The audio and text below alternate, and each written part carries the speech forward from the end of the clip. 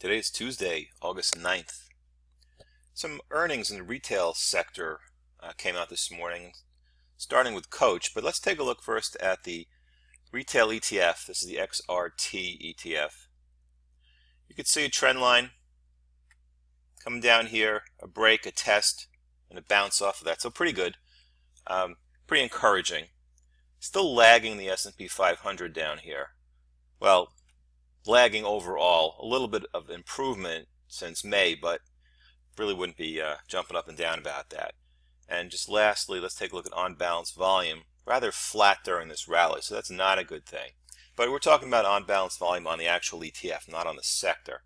So let's take a look at some of the stocks in the news, starting with Coach.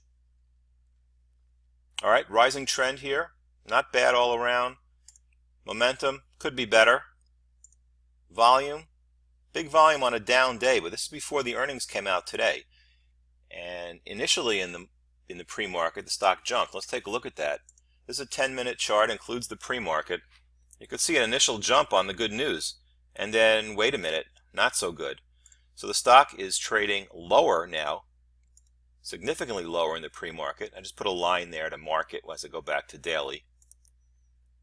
And you can see where it's trading, way down here in the pre-market. All right, arguably this is a support area. Certainly still above any kind of trend line you can put in from the bottom here. I don't know if you, well, let's try a different one here. You care to look at this one or putting it here maybe. So hasn't really broken down. This could be a big dip, but tell you the truth, bad action on good news is bearish. So I don't know about this one. It's kind of a warning sign. Another one, this is Wayfair coming up. It's a home goods retailer, mostly online, I believe. And, well, it looks pretty good until we take a look at pre-market trading. Ouch. Again, let's just mark where it is now. Go back to the daily. And you can see where it is, way back in here, where it used to be. So the breakout apparently has failed. So not a good sign in this retailer. Other stocks in the news, Walmart, you got to talk about the giant. A big takeover of Jet.com this week. Barely moved the needle here. I mean, Walmart's just so big. So it's a rising stock. Okay. I don't have much to say about it. Certainly not getting excited about it as a retailer. More stocks. This is Gap.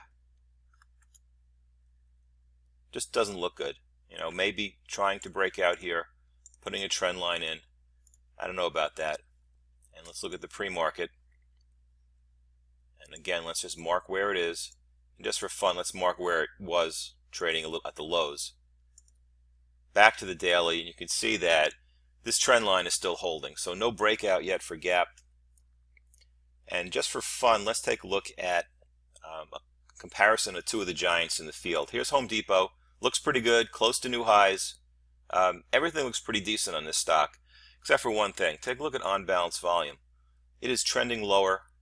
As price made these marginally higher highs, on-balance volume, lower lows. Not a good thing. And compare that to Costco, another giant. The pattern is similar. Let's go back, Home Depot again. So here it is at close to big highs. Costco, also close to big highs. Check out the difference in on-balance volume here. This is rising. So out of the two, Costco has much better condition. So let's just recap. We'll go back to the XRT ETF. And it was great that the banks did well Friday to kind of pull themselves out of the malaise, and technology's leading the market. So those are two of my four horsemen. Retail is the third, with home building the fourth.